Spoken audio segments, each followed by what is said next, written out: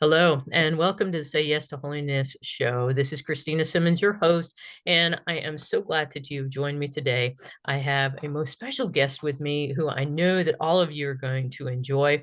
And so, without further ado, I'm not going to get in the way. I'm going to allow Rachel to go ahead and introduce herself. So, Rachel, welcome to the show. Thank you so much. And if you could tell people where you are right now. Sure. Hey, I'm Rachel Balducci. I'm really excited to be here with you, Christina. Thanks for having me. So I'm a writer at Blessed is She. I used to be a blogger. Some of you might remember me from my blog Testosterone when I used to write about the adventures of raising little boys. And now I'm kind of most active on my Instagram, but I'm at rachelbalducci.com. And then I do a lot of different writing. I'm a columnist for our newspaper here in Augusta, Georgia, which is where my husband and I live with our 6 kids, 4 of whom are out of high school. So we're slowly watching people leave the nest. And then I'm also the co-host of The Gist, a co-host of The Gist on Catholic TV. Mm, wow, lots of balls to be juggling and irons in the fire. That's just most awesome and wonderful. So a lot of people will probably be saying, so you obviously have a very full family life. So how is it that your journey kind of led you to be doing what you are today? Could you share a little bit about that? Yeah, I love to share about this. And I actually wrote about it in my most recent book, which I should have grabbed a copy of before we hit record. No such thing as ordinary. No such thing as ordinary. But really, so kind of my journey very briefly is I went to college and studied journalism. And then right after my husband and I got married, we got married right after I graduated undergrad. About a year after that, I really felt called to go get my master's degree. So I actually moved to Athens, Georgia, which is about 2 hours from Augusta.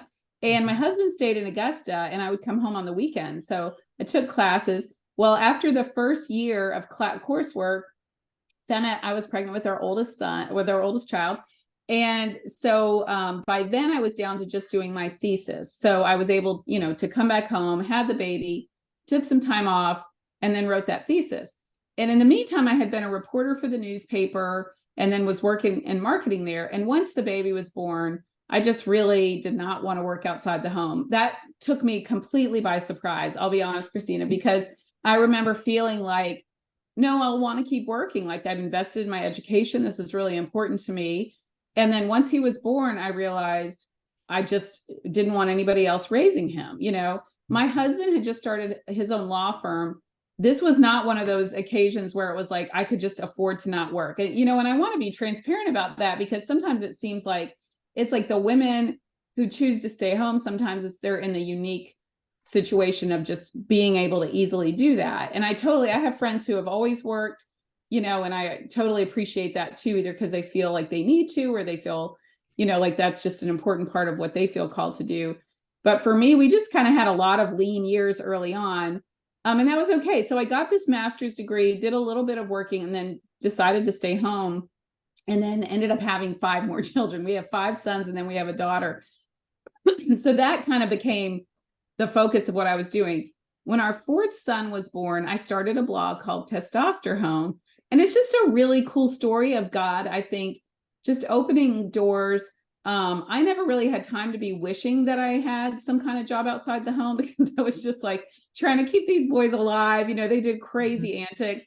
And so that was my focus. Well, once the youngest of those 4 boys hit about 3, that desire to write just really that was like such an important part of what I found to be my coping mechanism of like motherhood, because having 4 boys in 5 years was not what I expected motherhood to look like. It was just crazy. So I started blogging and then ended up having a couple more children. And then in the meantime, ended up becoming the columnist for our diocesan newspaper. I just started sending in work and then got the opportunity. My blog at the time, I blogged when not everybody was blogging. Good Housekeeping discovered my blog. I got some things published in there. It was just, a lot of really God winks in those years.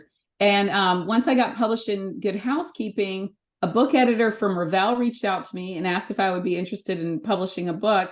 So it was kind of like amazing things were happening for me, professionally, but really in those years, I mean, and I still say this, I'm a mom. I mean, that's my primary vocation, is being a wife and a mama, and all these other things I do. It's like, I feel like God sort of has ordained them to peacefully fit into home life, which is, to me, what, it is most important. So, and I would love to talk about this a little bit later in the show if we have time, because I did have a season where I started trying to seek my identity from the things I did sort of outside the home, because I think I felt like my kids were getting older and I wanted to do something grand for God, like being a mom is great, but what grand thing can I do for God, and so I kind of took on a job without praying about it. And the peace in my life was, and I write about this a lot in the book, not really good. I think the Lord used that time for me, but I was really trying to find my worth and identity from things I was doing instead of just who I was, So that's kind of my story in a nutshell, is just learning over the years to sit back and let God open doors. And then sometimes when I get a little bit ahead of myself, I think, not that God's any kind of control freak, but he always wants us to be in tune with how he's gently guiding us. And the times that I lean into that, I have so much more peace in our life, and in my own heart. I can so identify, with your story, for the longest time. So, my own background, I went to College at Marquette, double majored in history and theology, but I was also Army ROTC. That's how I paid for my education. So I come out, I'm an Army officer, but I'm also, spent time, active duty, but then I came off and I entered into teaching and, was doing that. And home life, began to emerge. And it was something of where I really was keeping my quote options open. So it's like I'm continuing with my Army Reserve stuff. I'm also doing mom stuff. And I'm going, okay, well, I'm just trying to make sure that, I have something to make sure that, provided for, et cetera, um, so it wasn't until, so it was 14 years in. So, but it was not until our son was 7, and my husband, by this time, he had retired out of the Army and he was doing a defense contracting business, but lots of travel. And very simply, it became very clear of where it's just like, I can't continue to stay in the reserves, because this is now post 9/11 and everybody was being activated regardless of, how active you were being. And it was just like, I couldn't get called up because I needed to be wife and mom. And it was just like that clarity that came, but went after that, it was just like, why did I wait so long? Why was it? And I realized it's because I wanted to be in charge. Yes. It's like I didn't trust that God was going to take care of everything. And so kudos to you for, being able to recognize, that your lack of peace, your, kind of discontentedness was not as a result of, oh, gee, I'm trying to do this job and I'm having to do the mom thing too, but rather it was, no, it's not flowing from the priorities, the vocation that I've been given. And so that's beautiful. Um, Yeah. you know, for the you were referring to your last book that you did, No Such Thing as Ordinary. And and there was a book, your book description is, it says, this book will help you discover the passion and adventure in your life while empowering you to see how God uses daily here and now moments to draw you to him in an extraordinary way. Can you share some practical ways that perhaps you've experienced this, but then also what other women might be able to do that, to have that experience? Sure. I think I hear so often especially from young moms who kind of feel like life is passing them by. Like they recognize they have these abilities, they have these gifts that God has given them. They know they were created for more than just changing diapers, which is a high thing to do. Don't get me wrong. It's very important. But it's like, I think society and the culture today is telling us that we have to do everything all at one time. And that's where we really get robbed of our peace. For me, what really happened, okay, when I hit like absolute bottom, rock bottom, was the Lord kind of brought me to this place where he allowed me to get to where my only safety net was him. So I was in this season where I was using this job. So basically, I was working full time at the school that my kids go to, kind of a very robust volunteer position. Mhm. And I wanted to be a part of something outside the home. I wanted to feel plugged in. I wanted to feel needed. And I never really prayed about it. I kind of just assumed because Mhm. this is this excellent Christian school with people, almost like mission work, that Mhm. that's exactly where the Lord would have me. And for a time, I think he used that. But even when I could tell it was not, the fruit of my life was no longer good, like my priorities were disordered because the teaching job took my main energy and I had nothing left for my Mhm. children and my husband. The spouse is always like, they're good, they'll figure out a way to get their needs met. Mhm. Um, and that's just not always how it is. And so I got to this place all of a sudden where we had some upheaval in my husband's firm, and I was not there to support him sort of emotionally because I was tired at the end of the day. I felt stretched so thin as a mom. One of our children was going through something very difficult, and that it's like I didn't have the energy to care for that Mhm. child. A friendship was really experiencing upheaval. I was starting to experience my parents having poor health.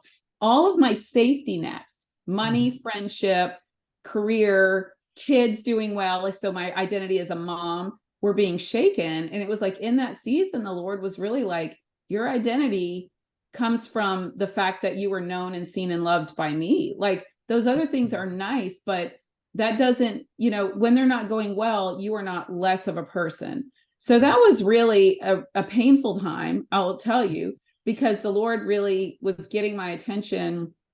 And it's not that he wants it to be painful, but I think he wants us to have freedom. And I'll tell you now that I'm on this side of things, I am so grateful that the Lord allowed me to walk through that because I'm glad I'm not the person who I was 8 years ago, Mhm. when on the front end of all of this, using those other things as a security blanket. But it was hard to walk through that. And it's crazy. And I'm sure some moms out there can relate to this. But the tipping point for me, this is the thing that got my attention with Mhm. it's time to really make like a seismic shift, is one of our sons had to start the medication Accutane, which is acne medicine. And when you get on that, you have to get blood drawn very often. So you have to go to the dermatologist like every other week. And it can impact the child's personality. And those things were true with Charlie.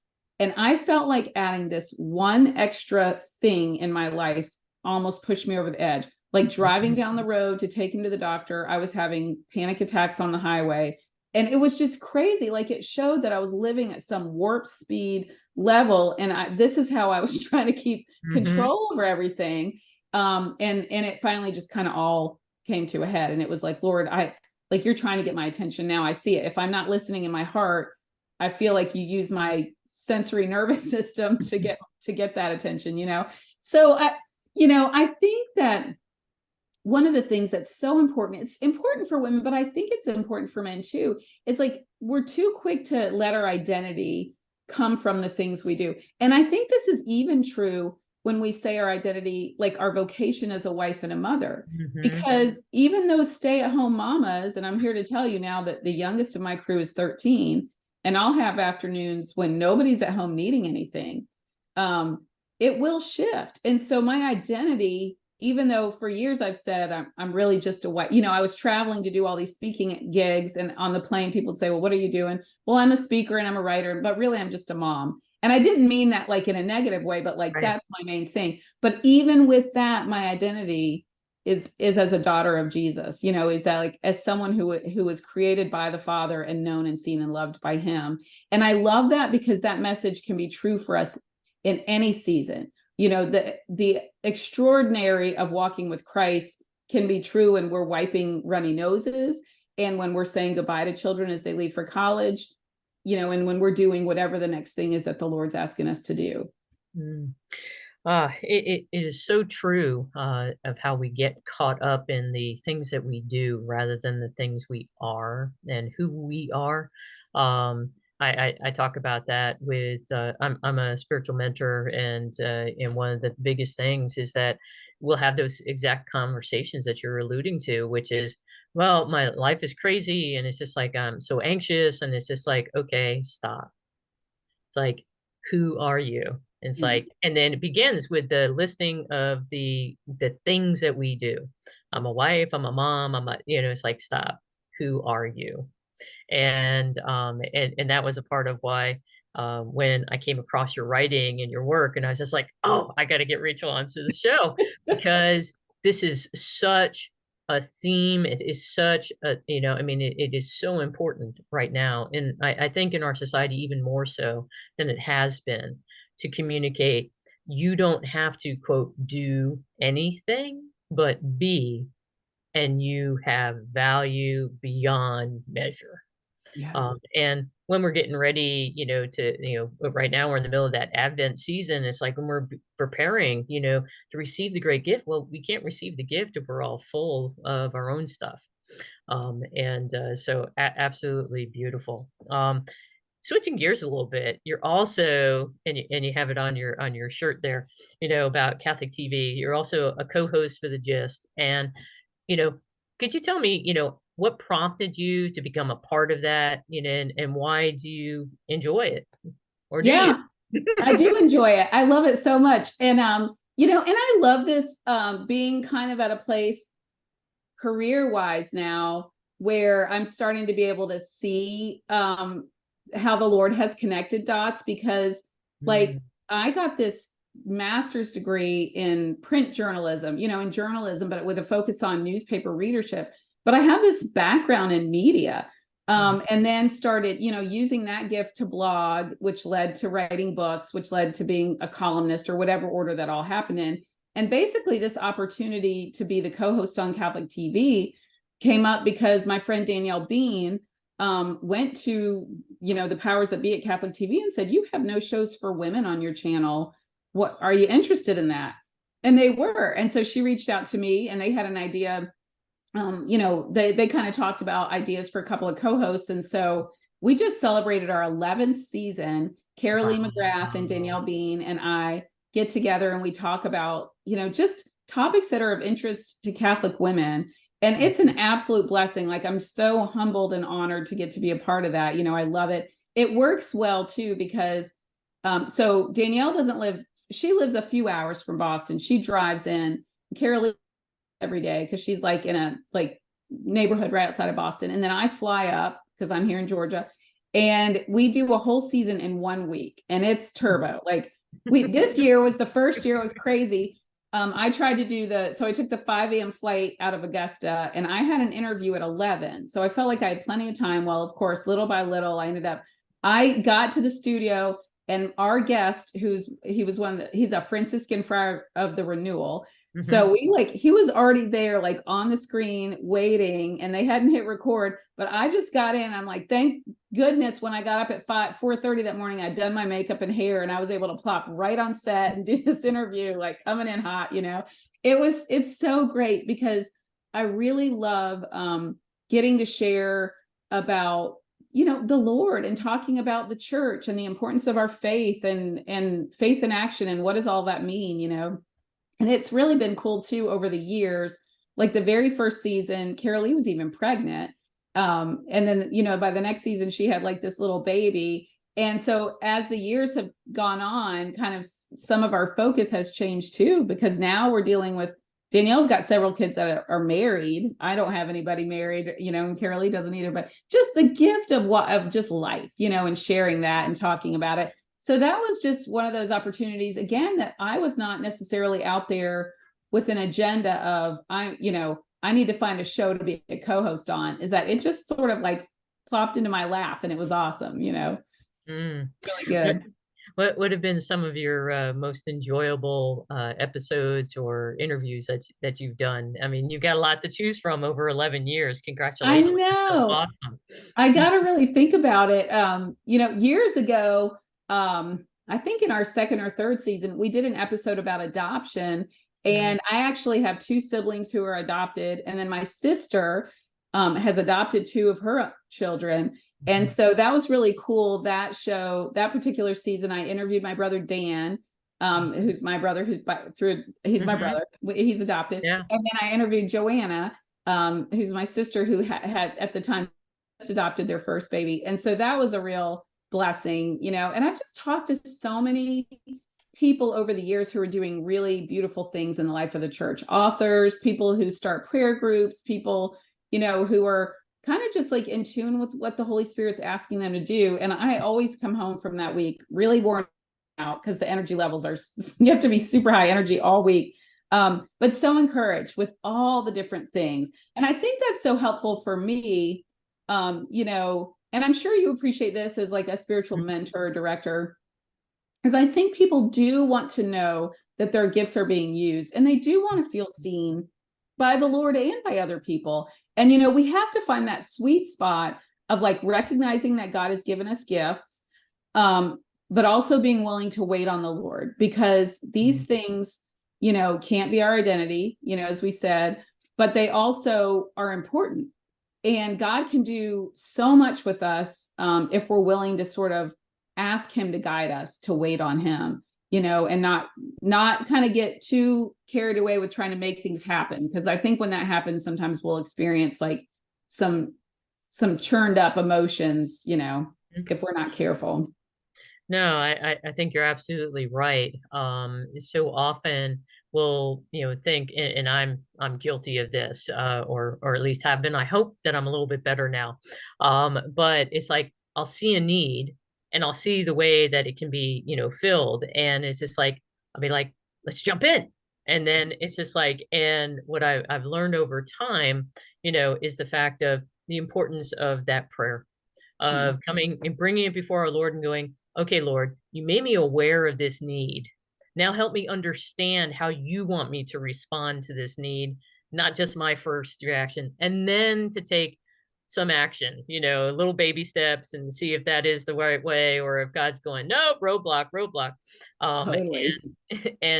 but it's something that it takes time and a lot of trust to be able to do that. And so it's something where you talking about finding that sweet spot.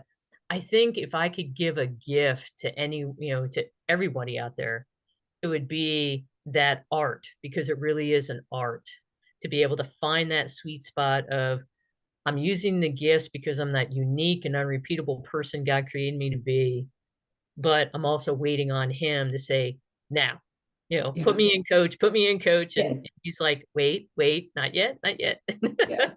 And I think like that piece that we come from really inviting God into it, is where we can learn to wait on him. Because if we're, Mhm. you know, we're like, put me in coach, and then we're somebody that just runs out onto the field because we have to be in the center of it. Or, you know, we think that if we don't do it, it's not going to get done. Like this false sense of responsibility. You know, one of the things I realized when I quit working at the school all those years ago, and fast forward now, I'm like full circle back there teaching one class. But in the meantime, the Lord opened up, using my master's degree, this full-time job teaching journalism at the local university.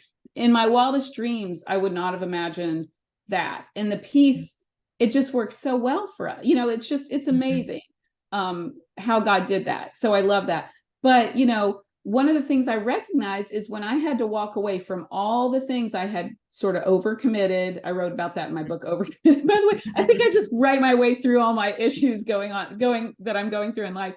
Um, is that I falsely thought if I didn't do it, it just wasn't going to happen. And, you Mhm. know, the Lord, I think sometimes is like, what if my plan is for this other person to do this? And you're so Mhm. busy putting the weight of the world on yourself, doing all the things, Yeah. you know, that somebody else who needs an opportunity and would really flourish here, and it would energize them, and it's depleting you. You know, it's like the Lord's like, I can see all these things. And I do want to touch really quick on how I started to be in tune with this. And it was this gift from the Lord. But it was around this season, so Doug Violet, Yeah. that I felt this pull to I just wanted to spend time with the Lord. All of a sudden it was like I recognized, and I know this was just this wasn't anything in my own personal excellence. It was like, I feel like it was the Lord just drawing me closer to him. Mhm. Is prayer was not anything that I looked forward to. It felt like something on my to-do list that I had to mark off. Like, and Mhm. I think it was because I saw prayer, my version of prayer was busy work. It was very much like a Martha version of spending time with my friend Jesus, which was showing up, telling Jesus what was wrong, telling him how I thought it could be fixed, not even just like, please fix it. It's like, and if you could have this kid do this and this person do this, and so it was like sitting down and my brain was just like a hamster on a wheel, and it wasn't peace filled for me. And I found myself, instead of wanting prayer to be a focus on this, just this desire to just be with Jesus. Mhm. And right around the time that I got hired at the university was when these feelings were happening. And across the street from my parking lot was an adoration chapel for the church that was nearby. And I've always loved adoration, but never anything I could pull off on a regular basis. Mhm. And I started parking the furthest spot in my parking lot so that when I got out of work, I would put my stuff in my car, cross the street, and I was at the adoration chapel. Mhm. I just started doing it the same way I go to the gym. I every single day I would go. Now I try to stay at the gym a little longer, but for adoration, it was every day I was committing to 20 minutes in silence, right? Mhm. Not sitting there alone doing the Magnificat, reading a list of prayers, but really, Lord, I'm here and I want to gaze at you, gazing back at me with love. Like it was just this desire in my heart to have prayer look like that.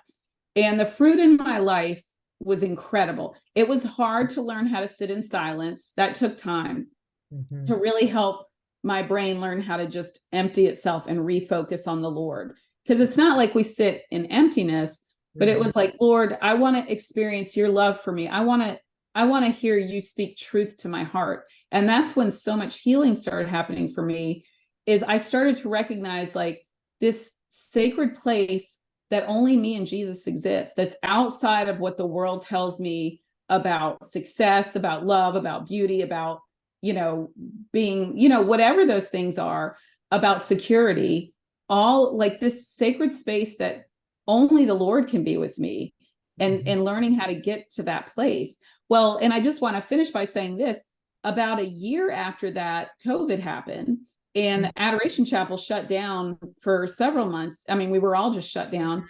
And so I decided to put a tiny little chapel in my closet in my room. I put a little, I mean, I didn't have the Blessed Sacrament, but I had a little plant stand and I put a crucifix on it and a candle. And I would go into my closet. Nobody knew I was there. All my kids were home from college and stuff. I would hear them looking for me and I'm like, nobody knew it existed. I finally told them where I was.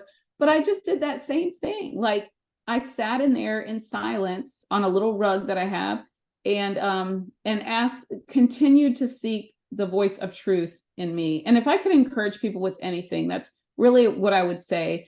I know we all have different ways where we feel connected to the Lord. And I think whatever that looks like for each one of us, but really to kind of make that difference between the busyness of prayer, and whatever, like maybe it really is listening to a certain kind of music, or sitting in the adoration chapel, or maybe during mass you feel very close to the Lord, but finding that time where you silence yourself, to let the Lord speak truth. And I think that's when we start to hear the voice of when the door is going to open, not, we don't know in advance, but hey, I think it's time to try this, or, because we're motivated just by the Lord sort of encouraging us, instead of, I don't feel loved and seen, I better do something to get attention. That's when we end up saying yes to stuff that's going to just totally zap us. Mhm. Oh, absolutely. So in the midst of all of, your journey, um, what is it, or what about your work do you think has been instrumental for you in your own growth towards holiness? Mhm. I think that the kind of writing that I've always enjoyed doing ever since like I started the blog, and maybe before that, is sort of writing my way through what God's doing for me in that moment, what lessons I'm learning. I think early on, my writing was not nearly as sort of as spiritual as it is now. I love getting to write for Blessed is She, because it literally is take a thing from your life.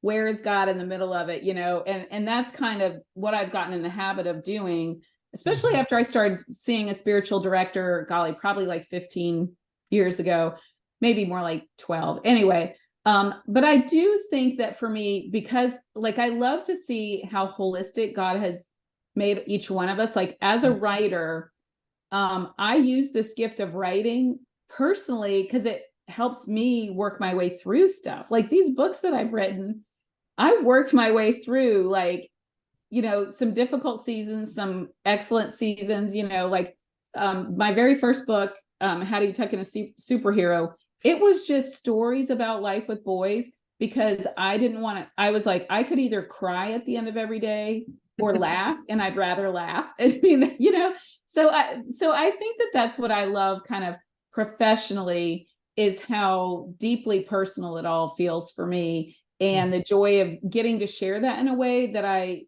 know resonates with people. And that's just it's very humbling. It's a blessing. It's just like, that's a cool thing that the Lord has done for me. So the flip side of that, what's been most challenging about your work? Well, one thing that I think the challenging part is leaning into the different seasons. Like it was a big challenge to make the shift. I feel like I kind of lost my voice a little bit as my boys got older. I really did get, I mean, and speaking to this idea of identity, this identity as a mom of boys. And I wrote about it, and it was fabulous because my boys said hilarious things and they did crazy things, and they were just like little boys everywhere. And so moms of boys loved it. And so I really enjoyed getting to share that. Well, then they got older, and it's like, you can't write stories about teenage boys, even though they're 10 times more, at least as amazing as the little boy, but it's their own personal story. Right. And so as a writer, it was kind of like, oh, what do I write about now? And kind of being really at peace with, looking at women who are now the young mamas, writing about that, and just kind of being like, that's not who I am anymore. That's who I was for a while. And, but there's so much to love about that too. Like if you can kind of not let your identity be too wrapped up in any one thing, then you can enjoy the next season that God's bringing you into. Oh, absolutely. So it's hard to believe that our time has already gone by. It has been such a joy. But one kind of final question for you.